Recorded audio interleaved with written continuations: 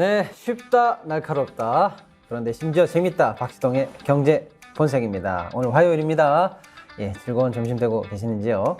예, 정치 본색 이어서 바로 경제 본색 이어드리겠습니다. 네, 뭐 점심시간이라 식사하시는 분도 계시고 혼자 이것저것 잠모하시는 분도 계실 텐데요. 그냥 틀어놓으십시오. 쭉 듣다 보면은 예, 경제를 보시는 눈이 열리고 귀가 뻥 뚫리도록 해드리겠습니다. 자, 그리고 사실 우리가 경제 뉴스 이거 나랑 상관 있나? 많이들 궁금해 하시고요. 정치가 중요하지. 그래서 일단 사실은 정치 본색 많이 보시지만 정치 관련해서 지지를 바꾸시는 분들도 계시고요. 꼭 경제 문제가 연관이 된다고 느껴야 본인의 이 투표 연결된 그런 분들도 계십니다. 그래서 우리가 정치에 관심 있는 것만큼 경제도 관심 갖고 그 뉴스 쭉 팔로우 해주시길 부탁드리겠습니다. 자, 시간이 없으니까요. 빨리 오늘의 경제 뉴스 알아보도록 하겠습니다. 자, 저희가 준비한 코너는 저겁니다. 경제 뉴스, 그게 나랑 무슨 상관? 예, 멀지 않습니다. 여러분과 상관 있는 뉴스로 제가 쭉 뽑아서 쉽게 전달해 드리도록 하겠습니다. 오늘 첫 번째 소식입니다. 예, 주담대 변동금리가 다시 오를 예정인 것 같아요. 9월달 코픽스가 0.16이나 올랐다는 얘기입니다. 자, 여러분들의 금리가 오르고 내리고 하는데 여러 가지 이 지표를 보셔야 되는데 쭉 뭐 한국은행 기준금리부터 시작해서 쭉 보셔야 되지만요. 제일 직접적으로 영향을 미치는 건 바로 저 코픽스입니다. 코픽스. 자, 코픽스가요, 석 달 만에 반등을 했습니다. 16일 은행연합회에 따르면요. 9월 달에 신규 취급액에 적용되는 코픽스가요, 지난 8월보다 0.16포인트가 높아진 3.82로 집계가 됐다고 합니다. 야, 5월 달에 3.56이었는데요. 슬금슬금 오르더니 어느새 3.82까지 올랐다는 얘기입니다. 코픽스가 적용되는 게 여러 개 있는데요. 새로 신규 대출 받으시는 분한테 적용되는 게 이제 신규 취급액 기준 코픽스고요. 기존에 있던 대출 잔액에 적용되는 게 대출 잔액 기준 코픽스인데 대출 잔액 기준 코픽스도 3.86에서 3.88로 0.02% 높아졌다는 소식입니다. 근데 코픽스가 뭔데? 이런 겁니다, 여러분. 국내 8개 은행들이요. 예. 어떻게 자금을 조달하나 봤더니 이렇게 조달하더라 라고 했던 것들을 쭉 평균을 내가지고 은행이 실제로 조달하는 평균 금리다, 이렇게 생각하시면 되겠습니다. 그래서 그게 이제 앞으로 예금, 적금, 또 각종 수신 상품의 금리에 이걸 기준으로 해서 반영이 되거든요. 그러다 보니까 코픽스가 떨어지면은요, 은행이 그만큼 싸게 돈을 모았다. 그러면요, 여러분들에게 대출 상품에도 싸게 대출 이자를 적용할 수가 있는데, 은행이 높은 코픽스 금리로 돈을 모았다. 그러면 은행도 뭐 땅 짓고 헤엄치는 거 아니니까 여러분들에게 높은 금리로 대출 상품을 판매하게 되는 거죠. 자, 그러다 보니까 코픽스가 올라가면은요, 자연스럽게 어떤 현상이 생길까요? 여러분이 그동안 받았던 대출 상품들, 특히 주담대 변동금리에는 직격탄이다, 이렇게 보시면 되겠습니다. 자, 이번에 오른 코픽스는요, 17일부터 신규 주담대부터 금리가 새롭게 반영될 예정이라고 하니까요, 앞으로 주담대라든지 기존의 대출 잔액 계신 분들은 조금 신경을 쓰셔야 될 것 같습니다. 안 그래도 가계부채 때문에 한계 상황에서 많이 힘들어하고 계시는데 좋은 소식은 아니네요. 예, 두 번째 소식 전해드리겠습니다. 아이고야, 이거 큰 얘기네요, 여러분. 제가 강원도 소식을 가져왔는데요. 강원도 얘기가 아닙니다. 그냥 여러분 동네 얘기라고 하면 딱 맞습니다. 강원도 얘기지만 내 동네 얘기야? 이렇게 생각하시고, 여러분이 경기도 살면 경기도, 뭐 어디 저기 경상남도, 뭐 전라북도 이렇게 생각하시면 저 칸에다가 여러분이 사시는 동네를 넣고 들어보셔도 거의 엇비슷합니다. 자세히 소식 전해드릴게요. 우리나라 현재 역대 최대 규모의 세금 빵꾸 상황입니다. 이제 모르시는 분 안 계시겠지만 살짝만 전해드리면, 원래 들어와야 될 세금에서 현재 기준으로 하면은요, 현재 기준으로 연말까지 간다면 무려 59조. 뭐 59억도 아니고요, 5,900억도 아니고요, 무려 59조가 세금이 빵꾸가 나는 상황입니다. 자, 그렇다 보니까 정부 세금만 빵꾸 나는 게 문제가 아니고요, 그 세수 결손이 지방까지 영향을 미치게 된다는 건 당연히 우리가 예측할 수 있는데, 실제로 걱정하던 사태가 숫자로 확인이 됐습니다. 자세히 읽어드리겠습니다. 역대 최대 세수 결손에 따라서 강원도 얘기만 한번 해볼게요. 무려 올해 내년 합쳐서 얼마냐? 무려 7,800억 정도의 지방 세수가 부족할 것으로 전망이 되면서 강원도가 뭐 용 빼는 재주가 있겠습니까? 고강도 세출 구조 조정에 나선다는 얘기입니다. 자, 자세히 살펴볼게요. 강원도가 올해 남은 예산 어떻게 정리할 건가? 그리고 내년에 어떻게 살림살이 살 건가라는 23년도 추경안 및 24년도 예산 편성안이라는 자료를 발표했는데 자세히 보니까 올해 강원도가 현재 모자란 게요. 4,700억입니다. 그리고 내년에 모자랄 거로 예상되는 게 무려 3,100억 원입니다. 합쳐서 7,800억 정도가 강원도에게 뻥긋뻥 났다 이렇게 보시면 되겠습니다. 자, 강원도는요.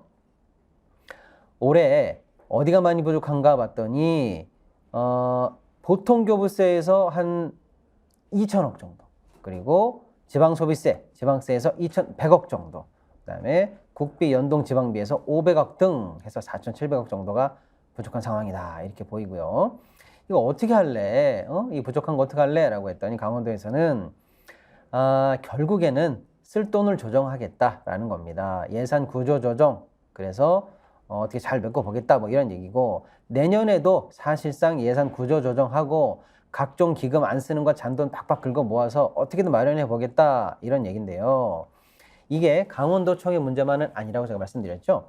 이렇게 해서 중앙정부의 세수가 크게 결손이 나면 지방까지 쭉 연달아 영향을 미치는데 제가 몇 가지 사례만 가지고 왔습니다. 자, 전북교육청은 어떤가 봤더니요. 전북교육청은요, 올해 무려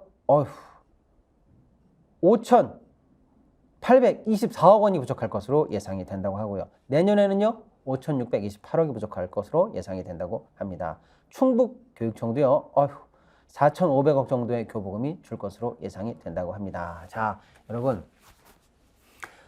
정부의 세수 결손이요, 어떻게 하면 어떤 방식으로 여러분의 생활에 파급력을 미치는지를 보여주는 극명한 기사가 오늘 났길래 제가 가져온 겁니다. 정부 자체도 세수가 딸리지만은요, 그 다음에 지방이 내려다 주는 정부의 각종 보조금이 연달아 막히고요, 지방 세수도 막히고요. 그래서 지방 정부가 저렇게 세수 펑크가 나면은요, 가장 먼저 뭐 하냐면요, 추경을 통해서 예산 구조 조정을 하게 됩니다. 그러면 뭘 없앨까요? 인건비, 원래 써야 되는 경상비용, 그런 거는 못 없애죠. 그러면요, 새로 하는 사업, 복지 사업, 여러분들이 피부로 느끼는 사업 같은 거 있죠. 우리 동네 도로 보수 예산, 우리 어머니들 잘 가는 무슨 경로당의 복지비 예산, 마을에 있는 마을 안길 보수 예산, 뭐 가로등 보수 예산, 수영장 보수 예산, 문화센터 예산, 우리 청소년 아이들이 가는 청소년 쉼터 예산, 이런 것들이 줄줄이 줄고요. 어르신들 뭐 틀니 보조금 사업이라든지 보청기 사업이라든지 다양한 수많은 사업들이 전부 다 올스톱 될 것이다. 그래서 즉 여러분들이 그동안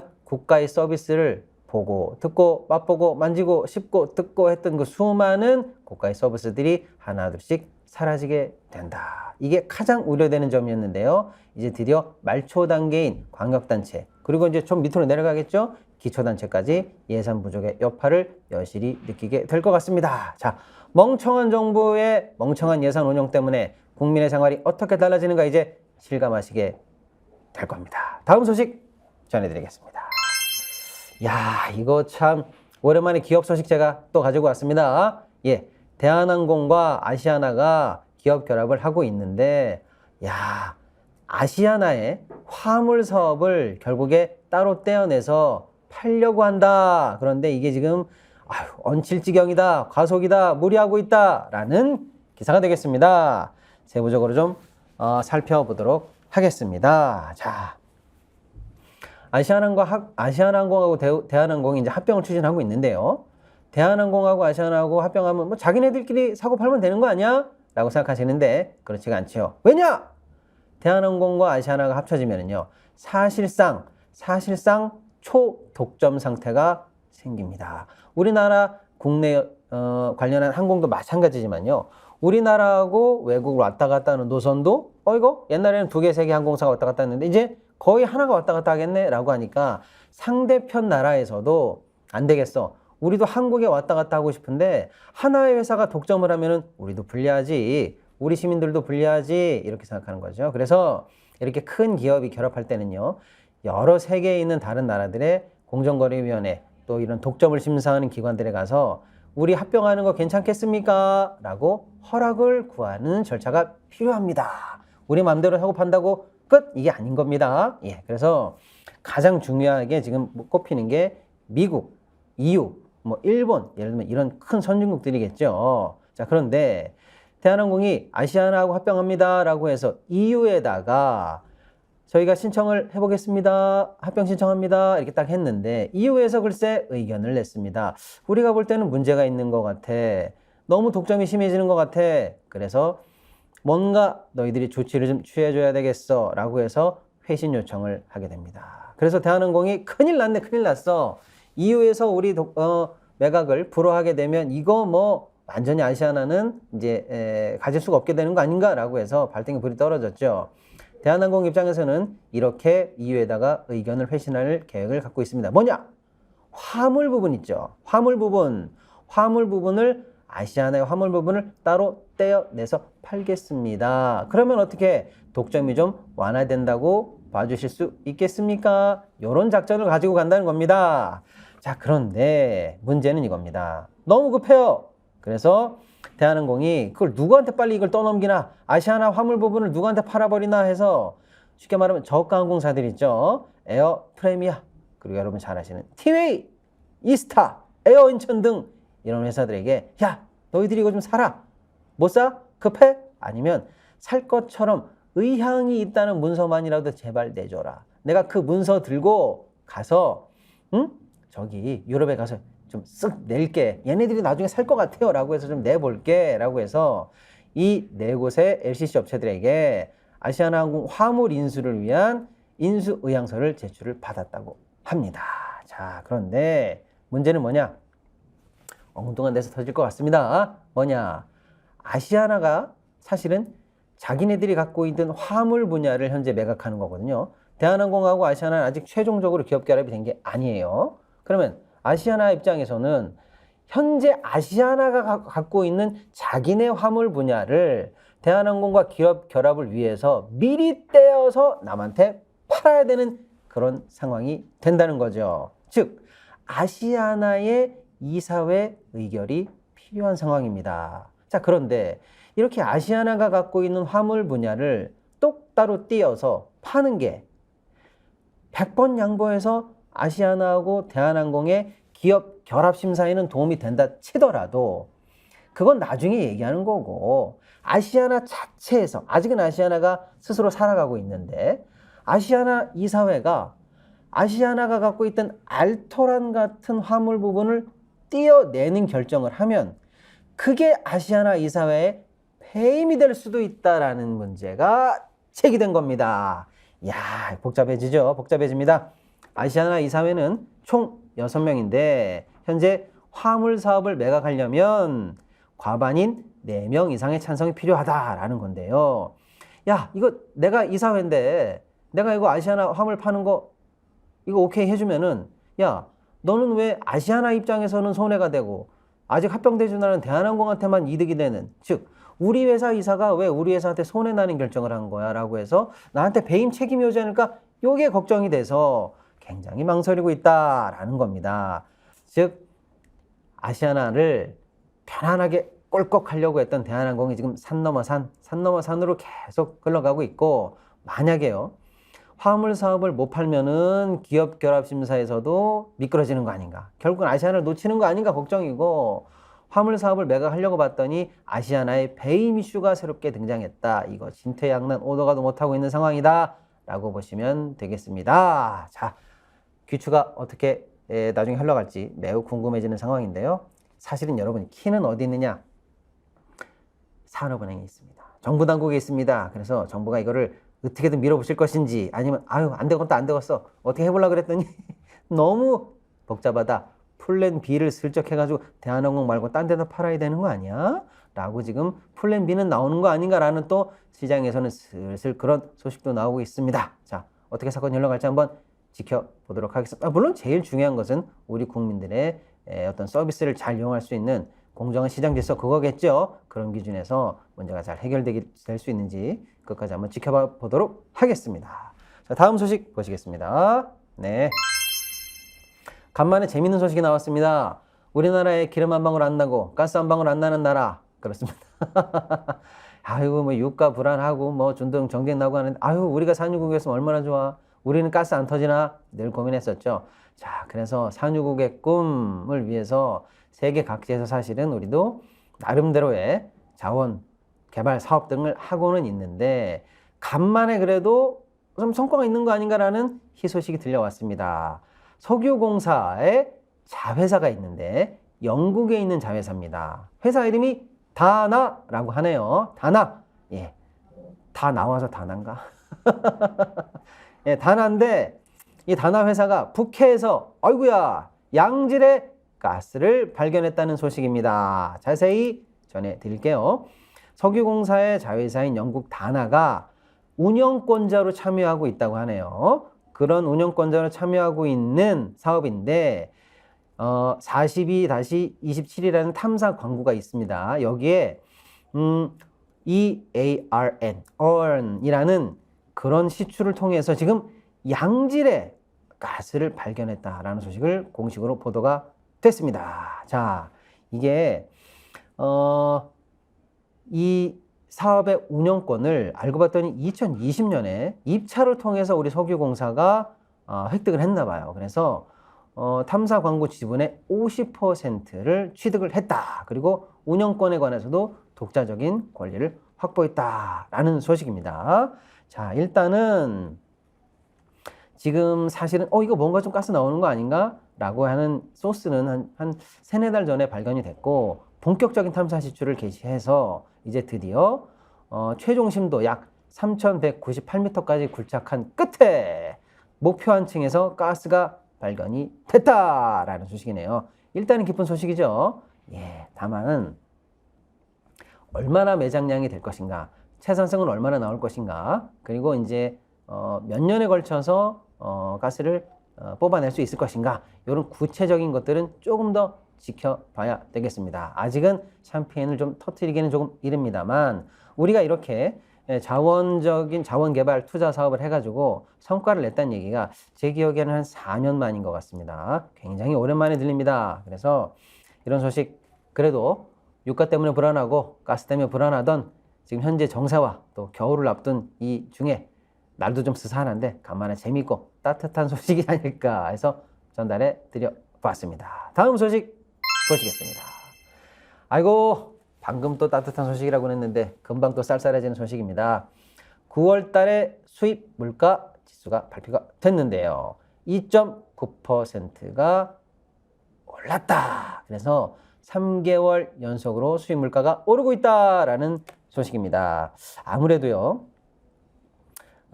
이스라엘 팔레스타인 분쟁 등 국제 유가의 급등의 영향이 컸던 걸로 분석이 됩니다. 한국은행이 발표했는데요. 2023년 9월 우리의 수입 물가 지수다라는 걸 발표하는데 물가 지수가요 139.67을 기록했고 지난달 대비입니다. 지난달 대비해서 2.9%가 올랐다라는 겁니다. 사실 수입 물가는요 5월 달에 하락세로 전환을 했거든요. 살짝. 그리고 한 2달 정도 계속 하락을 하다가 7, 8월에 살짝 반등하고 다시 9월 달까지 해서 3개월 연속으로 반등을 하고 있는 중입니다. 아쉽습니다. 왜냐? 수입 물가 상승이 곧 우리에게는 소비자 물가 상승 등 후발하고 있는 다양한 물가 지표에 직격탄을 주기 때문인데요. 구체적으로 한번 보니까 원재료가 광산품을 중심으로 5.7이 올랐고요. 석탄, 석유 뭐 이런 것들 여기도 한 2% 정도 오른 것 같습니다. 자본 소비재도 0.7% 정도 오른 것 같습니다. 자, 원인은 아까 말씀드린 것처럼 국제 유가 때문인데 9월 달에 8월에 비해서 유가가 약 우리에게는 7.9%, 전년 대비에는 2.5% 오른 걸로 분석이 됐습니다. 결국에는 유가가 주범이었네요. 네. 문제는 이렇게 수입 물가가 오르다면 보면요. 여기서 오른 원유가 나중에 각종 전기료라든지 생산 단가에 영향을 미치고요. 이때 수입한 또 물건을 가지고 또 우리가 다시 중간재 같은 걸 만들기도 하고요. 그걸 통해서 수출품을 만들기도 하고 직접 소비하는데 소비자까지 유통되기도 하지 않습니까? 이렇게 걸리는 타임 렉, 시간 격차가 1개월에서 최장 3개월 정도를 봅니다. 즉 지금부터 1개월에서 3개월가량은 이번 달에 잡힌 높은 수일 물가가 계속적으로 우리 전체적인 생산자 물가와 소비자 물가에 상방 압력으로 작용할 것이다. 이겁니다. 하반기 물가에 그래서 먹구름이 끼는 거 아닌가라는 소식이라고 보시면 되겠습니다. 자, 물가 뭐 2번, 3번 말해도 입이 아프지 않죠? 계속된 모니터링과 물가 관리 필요합니다. 다음 소식 전해드리겠습니다. 이거 아주 특이한 소식인데요. 저희가 이제 다양한 시사 경제 뉴스를 스피스 하루 종일 여러 가지 이 코너에서 많이들 보시겠지만 경제는 이제 저희 폰 아니겠습니까? 그래서 단순히 뭐 금융 경제, 또 무역 경제 막 이런 거 많이 하지만 노동 문제라든지 생활 경제 이런 것도 저희가 심심치 않게 보내드리려고 하는데요. 자, 필리핀 가사도우미가 드디어 온다는 소식입니다. 뭐 시장에서 시끌시끌했는데요. 서울시가 밀어붙이고 있죠. 그래서 이 필리핀 가사도우미를 파견하는 민간 관리업체 선정까지 후다닥 지금 완료가 됐다라는 얘기인데 고용노동부와 서울시가 적극적으로 추진하고 있는데 오는 12월이 목표입니다. 12월에 외국인 가사도우미 100여 명을 들여오기 위해서 관리업체 2곳을 최종적으로 선정했다는 얘기입니다. 자, 어떨까요, 여러분? 어떤 업체인가 봤더니 홈스토리 생활이라는 업체, 강남구에 약 70여 명 정도를 목표로 하고 있는 회사인가 봐요. 또 휴브리스라는 회사는 성동구에 약 30여 명 정도 해서 둘이 합쳐서 약 100여 명 정도를 첫 사업으로 시작하는 것 같습니다. 계획은 이런 것 같아요. 네, 뭐 육아 관련한 가사 경력이 일단 있어야 되고 뭐 지식도 좋고 어학 능력도 평가하고 아이고 뭐 까다롭네. 범죄 이력, 신원 검증, 마약류 검사 이런 걸 다 한 다음에 24세 이상의 필리핀 가사도우미 100여 명을 선발해서 국내로 들여오는 시범 사업이 되겠습니다. 자, 이게 서울시에서는 오히려 뭐 저출생 대책이 아니냐 또는 뭐 육아에 지친 맞벌이에 지친 부부들을 위한 특단의 대책이다. 또 저임금 노동시장에 대해서도 우리도 개방할 필요가 있다라고 해서 지금 과감하게 밀어붙이고 있는데요. 사실은 갑론을박 시장에서는 굉장히 뜨거운 상황인데 뭐 논의가 성숙되기도 전에 전격적으로 오세훈표 정책으로 밀어붙이고 있는 중입니다. 자, 여러분 어떨 것 같으세요? 일단 문제는 다양하게 있지만 가장 궁금한 게 비용은 어떻게 될까 궁금하지 않으세요? 자, 보통 가사도우미를 파견하는 나라들이 수입하는 나라들이 많이 있습니다. 동남아에. 근데 그런 데는 보통 가사도우미와 이 필리핀이나 이런 분들하고의 직접적인 계약 관계를 맺나 봐요. 그러니까 협상하기 나름인 거죠. 쉽게 말하면 고용주와 피고용자 이런 어떤 관계에서 계약으로 넘겨져 있기 때문에 아주 싸게 계약한 분도 계시고 비싸게 계약한 분도 계시고 그런가 봐요. 근데 이번에 우리는요. 일단 업체가 대신 받아서 파견하는 방식이죠. 그러다 보니까 법적으로 최저임금을 무조건 적용해야 된다. 이렇게 되는 겁니다. 그래서 하루 8시간 5일 근무라고 계산을 해보고요. 각종 주휴수당을 포함하게 되면은 약 201만 원의 월급을 받게 된다고 합니다. 최저시급이죠. 최저시급으로 계산했을 때입니다.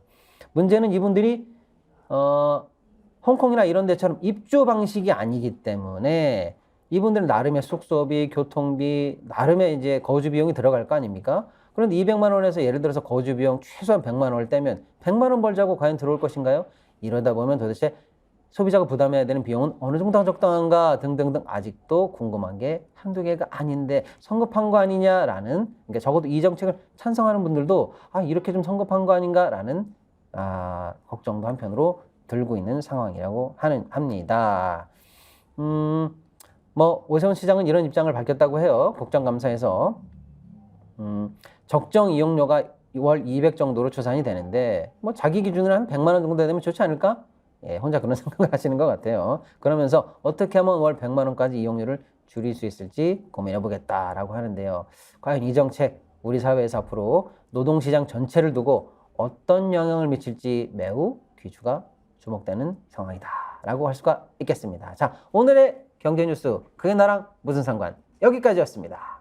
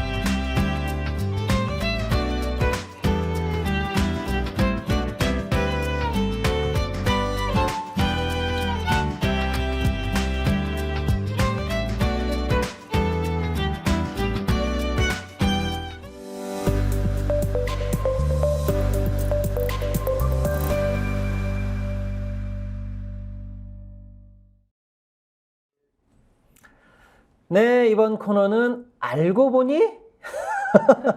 알고 보니? 코너입니다. 예, 사실은 짧게 보다는 경제 뉴스 이면에 더 큰 얘기들이 궁금할 때가 많으시죠? 그래서 그 장막 뒤에 얘기를 좀 알려줬으면 좋겠다 하실 때 저희가 그걸 콕콕 집어가지고 그 뒷얘기까지 아주 궁금한 얘기까지 싹 모아서 한 번에 정리해드리는 그런 코너가 되겠습니다. 오늘은 박예슬 우리 스크립터님 오셨네요. 네, 안녕하십니까. 우리 스픽스 독자님께 인사 한번 해주시죠. 스픽스의 첫 데뷔를 하게 된 정치, 경제 스크립터 박예슬입니다. 반갑습니다.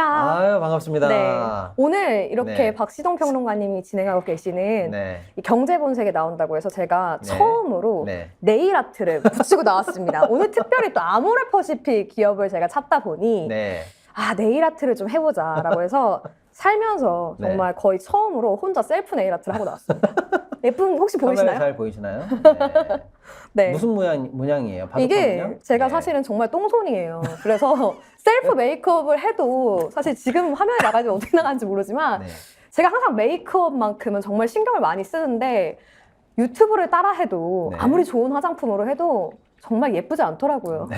문제가 본판에 있는가? 이런 생각도 하면서 네. 오늘 한 네일은 화이트입니다. 약간 화이트. 가을 체크와 함께 네. 블랙 앤 화이트 이런 아무튼 느낌으로 하고 왔습니다. 그런 정성까지 다 하면서 우리 스픽스 독자님을 만나려고 준비를 하셨다는 거네요. 네. 네. 너무 많이 떨립니다. 괜찮습니다. 네. 오늘 이게 사실은 네. 뭐 어떤 경제 이슈를 다룰 때마다 사실은 뭐 다루려고 하면 그 다뤄야 되는 범위, 깊이가 끝도 없죠. 다만 우리는 기사 한 줄로 지나가는 것들을 놓치지 않고 요 정도까지 쓱 누가 정리해주면 좋겠다. 이런 느낌 정도까지만 해도 아마 독자님들 만족하실 것 같아요. 자, 오늘은 어떤 기업 얘기냐면요. 아름다움의 상징이죠. 그렇죠. 정말 우리나라의 굴지의 화장품 브랜드 1위였던 것 같아요. 네. 길을 지나가면 아리따움 세일이 되면 모든 여성분들이 다 함께 예. VIP를 가입해서 어떻게든 할인을 10%라도 더 받자라고 네. 생각했던 네. 아모레 퍼시픽을 아모레입니까? 준비했습니다. 예, 네. 오늘 아모레 퍼시픽에 관해서 여러분 도대체 어떤 회사야? 그 다음에 아주 재밌는 얘기가 숨어 있는데요. 그 창업주가 회사를 물려주려고 할 때 딸이 둘인가요? 네, 딸이 예, 둘입니다. 따님이 둘이 있는데 회사가 어떻게 흘러가는 거야? 이 뒷얘기가 너무 재밌습니다. 아주 재밌는 이런 얘기까지 해서 아모레에 관해서 알고 보니 그랬구나 라고 해서 저희가 한번 아모레에 대해서 얘기해 볼 건데요. 어디부터 시작해 볼까요? 네, 요즘 최근 아모레 들어서 그냥 뭐 화장품 회사라고만 알고 있는데 일단 간단하게 기업 계열할까요? 좀 설명을 해주시죠. 아모레 어떤 회사입니까? 아모레 퍼시픽 우리 많은 분들 시청자분들 중에 아시는 분들 계실 텐데 태평양에서 시작했습니다. 옛날 이름은 태평양이었죠? 태평양이었습니다. 맞아. 어르신들 분들은 기억하실 거예요. 어르신분들이라고 하긴 농구팀이 좀 그렇지만, 태평양이라고 네. 있었어요. 나 나 또 왜 기억하지? 저는 처음 듣습니다. 네네네. 저는 화장품으로 이제 기억하고 네네, 맞아요. 태평양이 전신이었네요. 네. TV 네. 땡에서 나왔던 네. 드라마에 태평양의 화장품도 나왔었죠. 방문 판매를 하는. 네네네. 방판을 하면서 굉장히 응팔에 나왔었죠. 그렇죠. 예, 예. 네, 많은 이슈를 끌었던 회사인데 네. 이 아모레 퍼시픽, 이 네. 현대에 맞춰서 네. 용어가 영어로 네. 변했습니다. 예. 기업의 이름이. 네. 여성적 이미지인 아모레와 네. 남성적 이미지 퍼시픽이 만나서 상반된 의미가 만나 아름다움을 만든다. 네. 라는 뜻으로 현대사에 맞춰서 변화하고 있는 정말 국내 화장품 업계의 선두주자로 등극한 역사를 우리나라에서는 가지고 업계 있죠. 1위죠. 네. 부동의 1위 아닙니까? 부동의 1위였다가 1위였다가 안타깝게 사드 이후에 LG 생활건강에 LG 맞아요. 2위로 양강이죠, 사실은. 네, 예. 전락해버렸습니다. 네. 그러니까 아무튼 독보적인 사실은 이제 화장품 뷰티 이 대기업인데 지금 사실은 뭐 젊은 분들은 예전의 사옥을 잘 기억 못 하실 것 네. 같아요. 왜냐? 아니, 사옥이 그렇게 멋있더라고요. 방송에도 많이 엄청납니다. 나오고. 네. 예. 차트 있나요? 사진? 없네요. 저도 보고 깜짝 놀랐습니다. 그 건물을 너무 이쁘게 지어놨어요. 맞습니다. 2017년 저기 나오네요. 저기 완공을 나옵니다. 했습니다. 네. 저 건물이 뭐 건축상도 받고 멋있는 건물이에요. 그래서 사실은 그 우리 MZ 세대 분들은 그 회사 원서 내려갈 때 본사 사옥 예쁘고 근무 환경 좋고 이런 것도 많이 고려하시는데 맞습니다. 이미지 바꾸는데 저 사옥이 아주 톡톡히 키워 있어요. 그렇죠. 그러니까 사명 바꾸고 사옥도 저렇게 뭔가 뷰티 업계답게 예쁘게 바꿔가지고 이미지 좋게 해서 지금 잘 나가고 있는 거죠.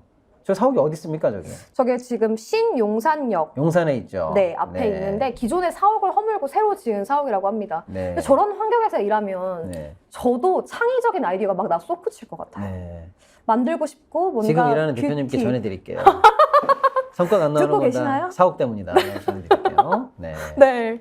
아무튼 그래서 그런 지금 이런 기업인데 네. 지금 선정한 세계 화장품 브랜드 순위에서도 2016년 전 세계 기준 7위를 했던 정말 불굴의 의지의 대한민국 탑 화장품 기업이라고 할 수 있습니다. 한때 세계 7위까지 올라갔습니까? 네.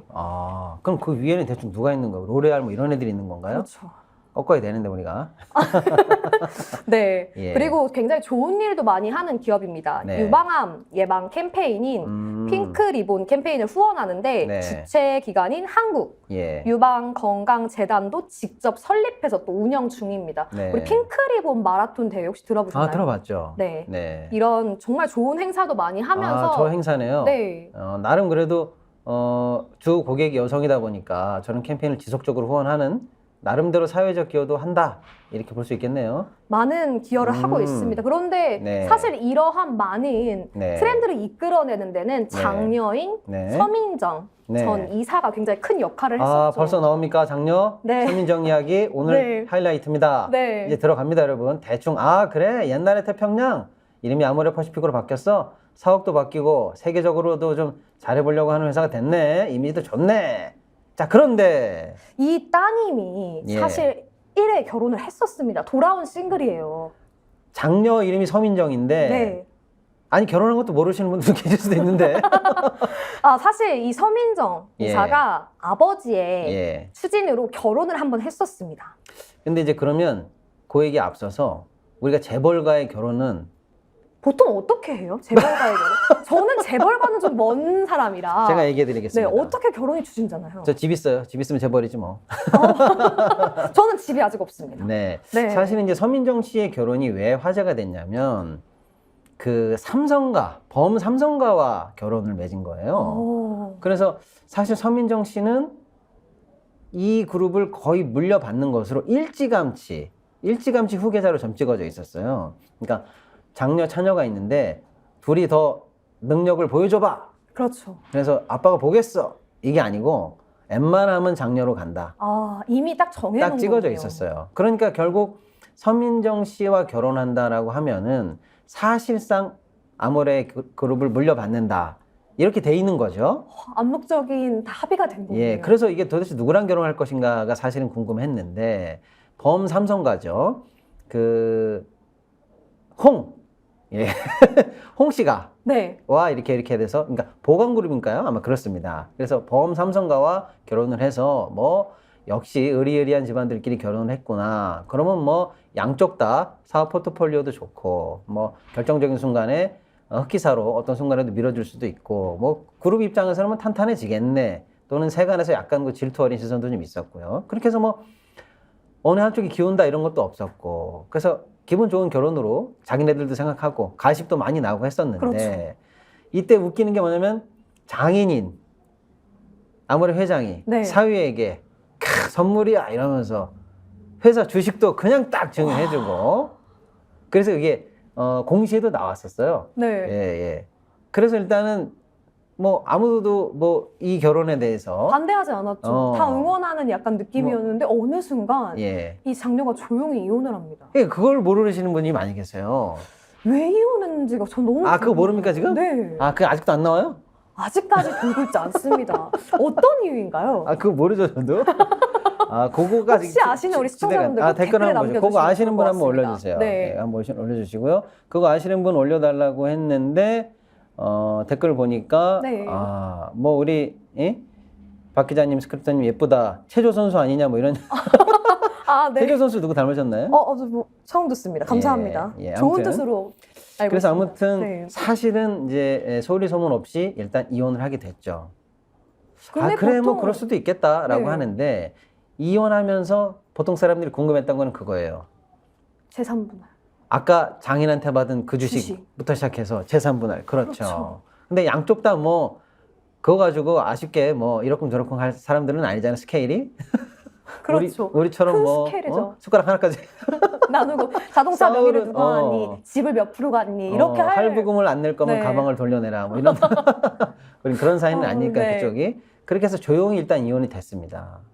거기까지도 사실은 은근히 이게 사실은 이제 재벌가라든지 지배구조 관련해서 향후 아모레와 삼성과의 관계 이런 것 때문에 이 재벌 쪽을 연구하는 쪽에서는 나름대로는 조금 충격파가 있는 소식이었는데 어쨌거나 사회적으로는 시끄럽지 않게 일단 이혼이 됐어요. 특히 그 사위에게 줬던 주식이 원복되면서 지분 공시가 바뀌면서 이제 사람들에게 많이 알려졌죠. 누구한테 갔죠? 회사로 다시 돌아갔을걸? 그렇죠. 자, 이제 여기서부터가 더 네. 중요합니다, 여러분. 여기까지는 그래도 많이 아셔요. 네. 이 뒷얘기가 지금 중요합니다. 그래서, 그래, 아유, 뭐, 세계 결혼이라고 뭐 다들 행복하겠어? 나름 사연이 있겠지? 했는데, 뒷얘기를 이어주시죠. 네, 이렇게 돌아온 싱글인 돌아온 씨가 싱글. 네, 돌싱이라고 부르죠. 어떻게, 요즘 뭐, 많이. 저기, 나가야 됩니까, SBS? 네, 한번 출연을 한번 옥순이로 내야 되나, 어떻게 옥순이나 경자 알겠습니다. 이런 느낌으로 가면 좋을 것 같습니다. 그렇습니다. 그렇게 해서 네. 일단 이혼이 됐는데, 이 서경배 아모레 퍼시픽 회장이 예. 이 서민정 씨의 재혼을 반대하면서 다시 한번 이 네. 경제가 시끄럽지고 있습니다. 그러면은 그 사이에 서민정 씨가 재혼을 하고 싶어 했다는 건가요? 그렇죠. 서민정 아. 씨는 지금 강력하게 재혼을 추진하고 있습니다. 주장하면. 아, 그런 건가요? 네. 어... 아, 제가 잘못 알고 있나요? 아니요, 저도 궁금해서 그래요. 네. 아니, 왜냐면, 그렇게 해서 그러면 아버지가 예를 들어서, 만약에 그 재혼에 반대하거나, 이렇게 되면 어떻게 되는 거예요? 그렇게 된다면 보통은 포기하는 게 저희가 통상 알고 있는 재벌가의 자식들의 이런 승계 작업에서의 태도잖아요. 네. 그런데 서민정 씨 확실히 조금 다른 것 같습니다. 네. 그동안 보였던 재벌가의 예. 부모님에게 순응하던 모습과는 다르게 네. 강력하게 재혼을 추구하면서 네. 이 서 회장의 예. 결혼 반대 요구에 맞서서 네. 회사의 휴직계도 제출을 하고 아하. 경영 일선에서 물러났습니다. 아버지가 재혼을 하려면 너 경영에서 물러나. 아, 라고 하자. 이게 그럼 지금 여러 알겠습니다. 보도로 다 나온 얘기죠? 네, 나오고 있는 얘기입니다. 아, 실제. 왜냐면은요, 지금 우리 박 기자님께서 말씀하시기 전까지는 사실은 업계에서 여기까지 알고 계시는 분들이 많아요. 뭐냐면, 아니, 아버지가 그렇게 이제 후계자로 점 찍어 넣고 여러 가지 경영도 잘 시켰는데 좋아하는 결혼까지 했는데 이혼을 했다. 그런데 사실은 경영 일선에서 물러나는 휴직계를 냈다. 그래가지고 여러 타이틀에서 물러나죠. 네. 왜 그러는 거야? 그래서 이혼 충격인가? 아니면 아버지한테 경영을 못했다고 혼이 났나?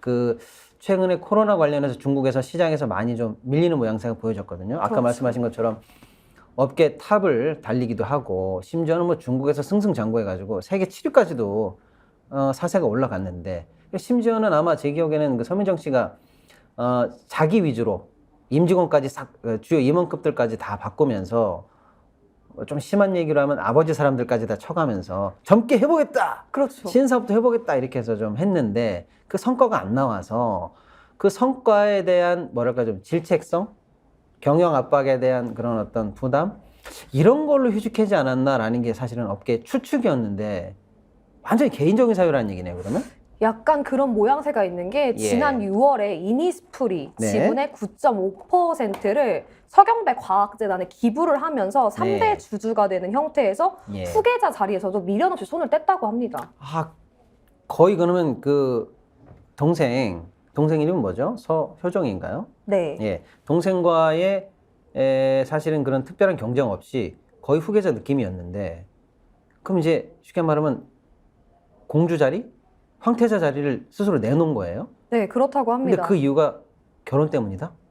재혼을 심각하게 반대하면서 갈등이 심해지고 있다고 하는데 어. 서민정 전 이사는 예. 재혼을 강력하게 주장하고 추구하고 있다고 합니다. 그러면 더 궁금해지는 게 초혼일 때도 사실 삼성가였는데 범삼성가였는데 지금 자기의 자리를 다 집어 던지면서까지도 강력하게 재혼을 하겠다. 아버지 눈밖에 나는 것조차 나는 괜찮다. 그룹이고 뭐고 모르겠다라고 할 정도라면 어떤 사람입니까? 유명 벤처기업 델레오의 유현빈 대표라고 합니다. 이게 10월 4일자 기사로 나왔는데요. 네네네. 기사가 나왔습니까? 네, 네네네. 델레오는 이웅열 코오롱 명예회장이 네. 2대 주주로 등재되어 있고 카카오와 택배 플랫폼 네. 사업을 공동으로 펼칠 정도로 유망한 벤처 기업이라고 합니다. 아, 그러니까 이분이 벤처 기업을 하고 있는데 주요 투자자가 코오롱이 들어와 있고 사업도 보니까 조그맣게 사부작 하는 게 아니고 카카오의 모든 택배 플랫폼. 사업을 같이 네. 할 정도로 뭔가 뒷배도 있는 사람이고 우리가 잘 모르지만 그렇죠. 우리는 잘 모르지만 뭔가 있겠죠? 뭔가 그 로열 세계에서는 네. 뭐가 있는 사람이 아닐까라고 생각이 된다는 거죠. 맞습니다. 그런데 서경배 회장이 예. 강력하게 반대를 하고 있어서 네. 이 후계 승계에서도 예. 구도에서 지금 밀리고 있는 모습으로 나타나고 있는 것으로 확인되고 있습니다. 그러면은 향후에는 그룹의 무게중심이 동생으로 넘어갈 가능성이 크겠네요. 이미 예. 지금 아모레퍼시픽 재단의 지분 예. 분배 현황이 좀 변경된 걸로 알고 있습니다. 혹시 차트가 있나요? 네. 한번 보시죠. 네, 아모레퍼시픽이 지금 예. 지분 구조가 원래 서경배, 예. 서송숙, 서호정이 있죠. 네. 아모레퍼시픽 그룹에서 예. 지금 서경배 지분을- 회장이 47%를 네. 갖고 있고요. 서민정이 원래 훨씬 더 많은 지분을 가지고 있었습니다. 네네. 2.93으로 확인이 예. 됐었는데 많이 줄었어요. 예. 그리고 동생인 서호정 예. 이사가 훨씬 더 많은 지분을 갖게 되었습니다. 지난 2023년 4월 기준으로는 네네네. 서호정 네. 이사의 지분이 0.16%포인트였습니다. 아하. 거의 0점대에서 언니하고 거의 똑같아졌네요. 네. 사실상 차이가 없이 올라갔네요. 굉장히 많이 지금은 올라간 주. 누구라도 더 내가 더 후계자다라고 지분 가지고는 얘기할 수 없을 만큼. 그러니까 아버지 입장에서는 서경배 회장 입장에서는 서민정의를 한참 앞쪽에 배치했다가 출발선을 맞춰놨네요 이제. 이제 맞췄습니다. 아 이게 다 이혼과 재혼에 얽힌 그래서 아버지 눈밖에 난 사태 때문이다. 네. 아 이런 그런 보도들이 나온다. 이제 보도들이 나오고 있습니다. 야 이제 좀 미스터리가 풀리네요. 왜 갑자기 휴직을 하고 경영 일선에서 물러나고 가지고 있던 지분을 재단으로 다 반납하고 했던 게 야 사람 일이라는 게 그런 거네요. 네. 아 정말 깜짝 놀랄 사안이죠. 네. 당연히 왕가는 서민정 이사의 것이다라는 예. 이야기가 있었지만 네네. 이 재혼에 네. 반대에 부딪히면서 그런데 저 한편으로 궁금합니다. 네네. 자식 이기는 부모 없다고 하잖아요. 이 속담에 대해서 좀 어떻게 생각하시나요? 아니 근데 저 정도면은 조금 완전히 눈밖에 난 것 같은데요. 왜냐면요, 제가 네. 여기서 뒷얘기를 하나 해드릴게요. 사실은 그 서 회장이 딸 장녀에게 이 그룹을 물려주기 위한 작전을 보통 치밀하게 짠 게 아닙니다. 물론 아직도 지분은 적습니다. 본인 지분이 47%이기 때문에 뭐 지배권을 넘겼다 이런 것까지는 얘기할 수준은 당연히 안 됩니다만 그나마 0에서 출발한 장녀 서민정 씨에게 지분을 물려주기 위해서 아주 정말 독특한 그래서 사례가 많지 않은 제가 알기로는 한 2개 우리나라에서 2개 3개 그룹에서밖에 도입하지 않았던 꼼수를 써서 장녀에게 지분을 넘겼거든요. 그러니까 제 말씀은 신경을 많이 썼다는 얘기예요. 장녀에게 물려주기 지분을 위해서. 물려줄 네. 때 어떤 수단을 썼냐면 여러분 제가 나중에 이거 이제 어떤 그 기업 지배구조라든지 상속 증여 이렇게 꼼수로 하는 거 이런 거 특집 한번 할 때 자세히 설명드리겠는데 신형 우선주라는 방식을 통해서 서민정 씨에게 지분을 넘깁니다. 이게 무슨 뜻이냐면요. 보통 주식은요. 말 그대로 보통 주식이죠. 그래서 1주당 1의결권이 있어요. 그리고 배당도 받고요. 그래서 나 주주인데 그리고 주주총회 가시면 되는데 의결권이 없는 주식이 있습니다. 어떤 주식인가요? 예, 그게 우선주예요. 그 대신 아니 나는 왜 의결권이 없어? 그럼 안 살 거 아니에요. 그래서 그것은 다른 베네핏이 있죠. 배당을 많이 줍니다. 그러니까 굳이 조그만 주식 가지고 있으면서 주주총회 가지도 않을 거잖아. 근데 배당을 많이 받으면 되지 않아? 그렇죠. 그러니까 당신은 의결엔 참가하지 마시오. 회사 이익에 대해서만 향유하시오. 의사결정은 좀 우리끼리 하겠소. 라는 주식을 우선주라고 하는데 보통의 우선주는 방금 제가 말씀드린 것처럼 의결권이 없고 배당이 높고 이렇게 구성되어 있는데 이 우선주 중에서 신형 우선주라는 게 기가 막히게 누군가의 머릿속에서 꼼수로 나옵니다. 그래서 네. 잘 들어보세요. 의결권이 없어. 그리고 배당이 높아. 그런데 이 신형 우선주는 여기에다가 한 10년 정도를 갖고 있게 되면 갑자기 의결권이 생겨. 이게 신형 우선주입니다. 훨씬 좋네요. 10년 동안 묵혀두면 되잖아요. 10년 묵히면 어떻게 되겠습니까? 난 의결권도 의결권이 쓰지만- 생기고 그동안 고배당도 받았죠. 네, 고배당도 받고. 그 10년 버티면 어떻게 되는 거예요? 지분이 의결로 그러니까 같은 지분이지만 의결권이 있는 지분으로 그렇죠. 바뀌죠. 재벌과 상속의 신형 수법입니다. 와, 예, 이거를 통해서 신형 우선주를 통해서 그것도 2번에 걸쳐서 신형 우선주를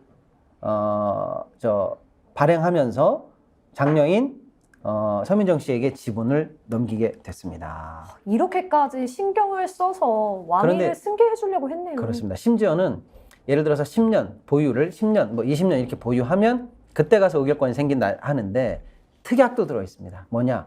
가만히 있으면 괜찮은데 이것도 주식이기 때문에 거래소에 상장이 돼 있어요. 네. 근데 상장돼 있는 걸 상장 폐지하잖아요. 폐지하는 순간 의결권이 생겨버려요. 그러니까 10년 안 기다려도 되는 거죠. 상장 폐지를 하면 되니까. 그렇죠. 그래서 꼼수 3콤보를 써가지고 바로 서민정 씨에게 의결권 있는 주식으로 만들어버립니다. 대단하네요, 딸 사람이. 대단하죠. 정말 대단한 그러니까, 것 같습니다. 장녀에게 네. 이렇게까지 꼼수를 써서 사실인지 아모레가 뭐 증여세나 상속세 관련해서는 나름대로 뭐 불만 있는 사람들도 계시겠지만 뭐 S그룹처럼 그렇게 뭐 사회적 지탄을 받지 않고 적절히 잘 내면서 상속이 됐어요. 서회장한테. 그래서 큰 문제 없이 지배구조 관련해서는 이슈가 없는 그룹에 들어갔었는데 딸한테는 이렇게 꼼수 1, 2, 3, 4를 써가지고 지분을 올려줄 정도로 신경을 많이 썼던 딸이에요. 그런데 이 딸이 아빠 말을 안 듣고 이혼을 하고 재혼을 한다고 하니 너무나 열이 받는 상황에서 그렇죠. 이제 지분을 안 되겠다. 둘째하고도 맞춰. 현재 이렇게 된 상황이죠. 출발 레이스를 이제 맞춰놓은 거네요. 그렇습니다. 둘째 딸이 어떻게 보면 기회를 잡았다고 볼 수도 있겠네요. 그런데 제가 봤을 때는 훨씬 사업적인 면에서 이 네. 서민정 이사가 추진했던 신사업들이 굉장히 어떻습니까? 사업적으로는 분석이. 아리따움뿐만 아니라 네네. 이 아모레가 가지고 있던 기존 이미지에서 이 친환경을 도입하면서 샴푸를 리필할 수 있도록 플래그십 스토어에다가 배치를 했습니다. 아, 그런 사업이 서민정 이사 있을 때 네. 추진됐던 추진이 많이 사업인가요? 됐던 사업입니다. 아, 역시 그건 잘 아시네요. 저는 몰랐어요, 그런 거. 그리고 또 글로벌 앰버서더 모델을 네. 좀 바꾸죠. 아. 설화수가 기존에 조금 높은 예. 고연령층이 사용하던 화장품이었던 이미지라고 했다면 네. 좀 변화를 줍니다. 설화수의 네. 모델을 송혜교로 교체를 하죠. 송혜교요? 네, 아, 신선하죠. 아닌데. 아니 설화수 보통 아이오페나 네네네. 이제 아이오페나 라네즈의 모델이 송혜교였다면 네. 연령대를 교체해 버립니다. 아. 훨씬 더 영한 이미지. 아, 그러니까 고품격 라인에 쉽게 말하면 더 원숙한 모델이어야 될 텐데 그렇죠. 그 연령대보다는 조금 낮은 연령대인 분을 약간 위로 끌어올리는 네. 그런 전략을 썼다. 그러면서 아. 글로벌 앰버서더를 모집해서 네네네. 외국 브랜드에서도 설화수를 쓸 수 있게끔 아하. 사용해서 SNS에 올린다든지 피드를 해서 더 많은 아, 그러니까 말 그대로 정말로 마케팅을 글로벌리한 그런 브랜드가 쓰는 전략을 우리도 쓴다 이렇게 된 네. 거네요. 예를 들어 우리 유명 연예인들도 나 어디 뭐 샷땡 이런데 굿땡. 굿땡에 나 앰버서더야 하면 이렇게 사실상 광고 효과를 내리고 서로 윈윈하는 전략을 쓰는 것처럼 우리도 그 정도가 된다. 그 전략을 쓰자. 이런 그렇죠. 전략들을 썼군요. 네, 맞습니다. 그런데 만약에 이런 다양한 전략들을 썼는데 이제 결국에는 그런 전략은 사실은 올드한 경영진한테는 나오지 않는 여성이면서 MZ면서 젊은 또 그리고 사실은 중국에서 유학해가지고 또 다양한 유학 경험이 있기 때문에 글로벌한 마인드가 있는 서의사가 추진한 전략들이었는데 그럼 지금 그런 전략들이 다 잘못하면 길을 잃고 그룹 입장에서는 어떤 신사업의 뉴 플랜 관련해서는 조금 혼란스러운 분위기가 생길 수도 있는 건가요? 네, 그렇다는 이야기가 조금씩 들리고 있습니다. 네. 그래서 또 중국의 실적 또한 부진한 가운데 아모레퍼시픽이 돌파구를 찾은 것 같습니다. 그런가요? 그나마? 어떻게 됩니까? 북미로 네네. 지금 돌파구를 찾아서 북미에서 새로운 마케팅을 네. 추진하고 있다고 합니다. 네. 아모레퍼시픽에 따르면 중국 매출이 그동안 절반 이상을 차지했는데 아시아 네. 지역 매출에서 네네. 2021년 1조 6,814억 원에서 네. 2022년 1조 2,820억 원으로 23.6% 급감했습니다. 중국 관련한 매출이 타격이 크네요. 네. 예. 원래 대한민국 K-뷰티도 굉장히 유명해지면서 네네네. 이 아모레퍼시픽의 중국 시장이 굉장히 많이 커졌었는데요. 예. 코로나와 여러 가지 지정학적인 이유가 아무래도 외교 문제가 좀 컸죠. 예. 있으면서 매출이 많이 급감했습니다. 네네네. 반면 아모레퍼시픽이 북미 쪽으로 눈을 돌리면서 이 사업이 급성장 중이라고 합니다. 외려 또 북미에서 뭐 울며 겨자 먹기인지 어쨌거나 핀치에 몰린 상황에서 적극적으로 노렸는데 성과가 좀 있나 보죠, 북미 쪽은? 네, 북미 쪽으로 사업에 눈을 돌리면서 굉장히 네. 많이 지금 성장을 하고 있습니다. 예. 올해 네. 아모레퍼시픽 북미 사업은 설화수와 라네즘 등 핵심 브랜드가 힘을 네. 입어서 매출이 예. 2분기 예. 105%나 아이고. 성장을 했습니다. 경제적으로 지금 어떤 의미일까요? 괄목할 만한 성장세네요. 그래도 105%면요. 그리고 사실은 이제 미국 시장은 특히 이제 뭐 소비재 관련해서는 전 세계 모든 제품의 총 각축장이라고 보시면 되는데요. 그래서 거기서 왜냐하면 소비 여력도 세고요. 그리고 사실은 그 소비 성향도 세지만 다인종이지 않습니까? 그래서 다양한 인종들에게 다양한 마케팅을 해서 말 그대로 룰 없는 경쟁, 무한 경쟁이거든요. 그래서 거기서 승리해야 진짜 브랜드가 되는 거거든요, 사실은. 왜냐면 중국, 한국, 일본 정도는 같은 우리 아시아권 피부톤도 비슷하기 때문에 또 한류 이미지를 가지고도 충분히 공략이 가능한데 그런 프리미엄 없이 정말 허들 없는 시장에서 경쟁해서 성과를 내는 게 네. 어렵고 거기서 성공해 이제 진짜 글로벌리한 위치를 가질 수가 있는데 성과가 나고 있다는 얘기네요, 그나마. 네, 그래서 그런지 아모레퍼시픽 목표주가 기존 13만 원에서 예. 15만 5천 원으로 올랐습니다. 조금은 올랐네요. 네. 한때 뭐 40만 원, 30만 원을 호가했는데 그 시절을 생각하면은 눈물이 나지만 그렇죠. 저점은 돌파하는 그런 중국 시장의 충격이었을 때의 저점 매수 추진했던 그 목표가는 13만 원이었는데 그나마 조금씩 시장에서는 올라가고 올리고 있습니다. 있다. 네. 아하. 그게 이제 아무래도 중국 시장의 실패를 미국으로 메꿀 수 있다라는 어떤 기회인 것 같고요. 네. 다른 아시아 시장이라든지 다른 시장에는 어떨까요? 3분기 기타 아시아 네. 지역에서 매출이 네. 1,401억 원으로 예. 영업이익이 56억 원을 낸 것으로 추정이 되고 있습니다. 음. 2022년 3분기보다 매출은 11.4% 네. 늘어나는 것으로 흑자로 돌아서고 있다고 음. 아모레퍼시픽 측에서는 이야기를 하고 있습니다. 그러니까 기타 아시아 지역에서도 좋다 이거죠? 네, 일본과 홍콩 등에서도. 일본, 홍콩에서도 괜찮으면 괜찮은 건데. 네, 일본에서의 성장세는 어떻습니까? 50% 나타나고 있습니다. 전분기 대비 그래도 50% 전년 네. 대비 괜찮네요. 그러니까 중국 시장에서 실패는 뭐 사실은 좀 뼈아픈 감이 있지만 그래도 서민정 이사의 부재 속에서도 나름대로 그 다변화 전략이 그래도 성과는 내고 있다. 그래서 회사 입장에서는 경영 실적이 바닥은 통과하고 있는 것 같다. 그렇죠. 이렇게 봐야 되나요? 네, 그렇게 바라볼 수 있을 것 같습니다. 음, 서구권과 그리고 또 유럽권에서도 매출 성장이 조금씩 나타나고 있습니다. 그것도 궁금하네요. 이제 네. 사실은 아시아권과 전혀 다른 이제 좀 인종이고 거기는 또 글로벌 브랜드의 본토 아닙니까? 예, 어떤가요, 거기는요? 미국에서는 예. 26.1%포인트 네. 이상의 성장세를 이어가고 있고 유럽에서의 매출도 27.5% 이상으로 나타나고 있습니다. 그러면은 지금 전체적으로 보면 기업 지배 구조의 대격변은 일어났고 가십으로 할 만한 정말 이게 결혼 문제 때문에 이렇게까지 흔들려? 네. 라고 할 정도의 충격적인 일이 있었고, 하지만 경영적으로는 바닥을 그래도 조금 다지면서 서서히 올라가고 있는 모양새를 보여주는 안과 밖이 약간 다른 네. 다이나믹한 모습을 보여주고 있네요, 아모레가. 맞습니다. 아, 앞으로의 이 아모레 상황 어떨 것 같으세요? 어떨 것 같으세요? 이 만약 가지고 있는 주식이 일단 팔아야 할까요? 좀 많이 궁금해하시는 분들 있으실 것 같아요. 아. 아모레 주식을 지금 사야 할까요? 가지고 그러면 있는 게 나을까요? 우리끼리 재미삼아 얘기해 봅시다. 동시에 한번, 더블 컷으로 한번 보겠습니다. 한번 양쪽 다 더블로 잡아주죠. 네. 판다는 이거, 잠시 보류, 산다는 이거. 그냥 사견입니다, 여러분. 네. 따라하실 필요가 전혀 없어요. 재미삼아 한번 해보는 겁니다. 네, 좋습니다. 네. 하나, 둘, 셋 한번 해볼게요. 네. 하나, 둘, 셋.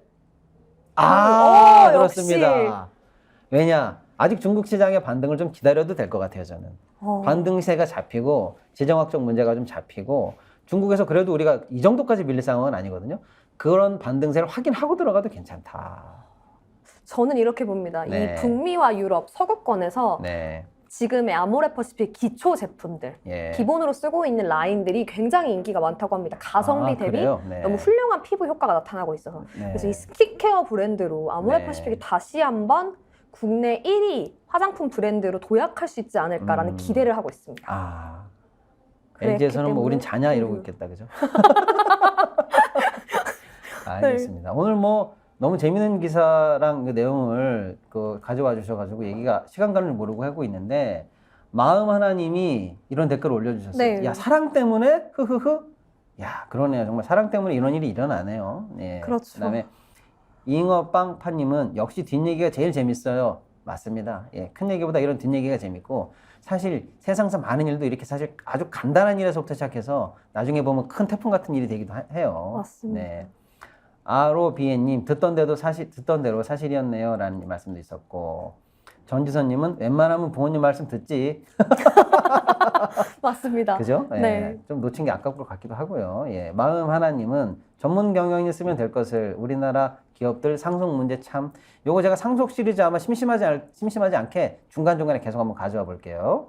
흑규님, 야, 머리 많이 굴렸다잉? 예, 맞습니다. 머리 많이 굴렸습니다. 호중바라기님, 다 짜고 치고 잘 먹고 잘들 한다. 그렇습니다. 저희가 뭐 그들이 사는 세상 그 사세 얘기하면서 네. 뭐 가십하려고 한 건 아니고요. 사실은 우리 소비재 기업, 특히 이제 화장품 뷰티 관련해서 업계 탑이기 때문에 이 회사가 어떻게 되고 있는가라는 걸 언젠가는 당연히 짚어봐야 되는 게 경제적으로 의미가 있는데, 더군다나 재미있는 그 스토리까지 같이 갖고 있어서 한번 여러분들께 가져와 봤다, 이렇게 보시면 될 것 같아요. 네. 오늘 첫 시간인데 어떠셨어요? 너무 많이 떨렸는데 우리 네. 박시동 경제평론가님께서 너무 진행을 잘해주셔서 든든한 마음으로 네. 재밌게 방송을 했습니다. 시청자 여러분 어떠셨나요? 네, 오늘 자료 조사도 좋았고, 뭐 말씀도 떨렸다고 하시지만 아주 재밌고 잘 해주셨네요. 다음 주에도 또 좋은 재밌는 내용 가지고 저희 한번 또 만나도록 하겠습니다. 네, 기다리고 있겠습니다. 예, 오늘 박시동의 경제문색 여기까지 하도록 하고요. 오후에는 스픽스 아시죠? 예, 4시 50분에 노정면의 뉴발에서 또 뵙도록 하고요. 저녁까지 쭉 스픽스와 함께 해주시길 바랍니다. 저희는 또 내일 더 재밌는 경제 내용 가지고 찾아뵙도록 하겠습니다. 감사합니다. 감사합니다.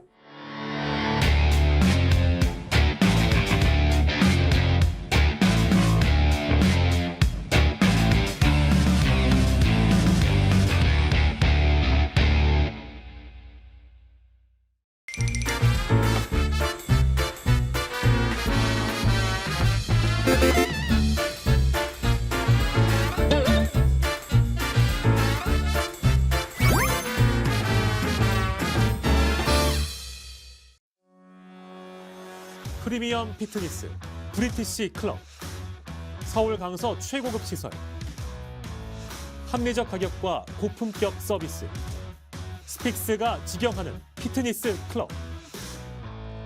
브리티시 클럽은 당신의 건강을 가장 먼저 생각합니다. 서울 강서 브리티시 클럽 02-3664-9998.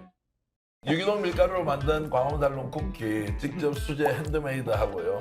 방부제도 안 들어가고요. 첨가제 같은 것도 안 들어가고 순수하게 유기농 밀가루로 다른 재료를 섞어서 하기 때문에 여러분 드셔보시면 아 건강한 쿠키다 이런 생각 드실 텐데요. 쿠키 종류가 많아서 골라 먹는 재미가 맛있어요. 있고 택배로도 받으실 수 예, 있죠. 예, 근데 맞습니다. 직접 와서 드시면 좋은 게 여기 또 커피가 맛있어서 예. 같이 먹으면 또 맛있더라고요.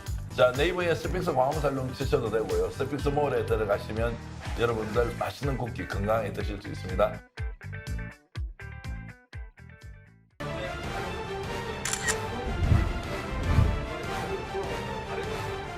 뉴스는 가시 돋친 생선과 같습니다. 잘 발라 드셔야 됩니다. 제가 발라드리겠습니다. 노종면의 뉴발.